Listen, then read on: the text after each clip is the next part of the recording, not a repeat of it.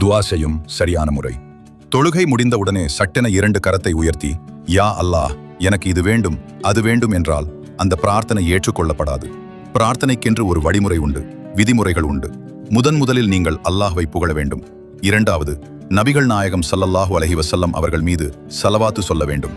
3வது தான் நீங்கள் உங்களுக்காக வேண்டி துஆவே செய்ய வேண்டும். இதுதான் துஆவினுடைய முறை.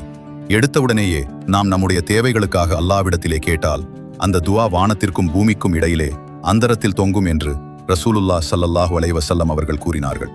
அல்லாஹ்வை புகழும் வார்த்தைகள். அல்ஹம்துலில்லாஹி ரப்பில் ஆலமீன். எல்லா புகழும் யா அல்லாஹ் உனக்கே உரியது. சுப்ஹானல்லாஹ், யா அல்லாஹ் நீயே தூய்மையானவன். அல்லாஹு அக்பர், யா அல்லாஹ் நீயே பெரியவன் என்கிற ஏதாவது ஒரு வார்த்தையை சொல்லி அல்லாஹ்வை முதலில் புகழுங்கள். 2வது, நபிகள் நாயகம் ஸல்லல்லாஹு அலைஹி வஸல்லம் அவர்கள் மீது நீங்கள் ஸலவாத்து சொல்லுங்கள். அல்லாஹும்ம ஸல்லி அலா முஹம்மதின்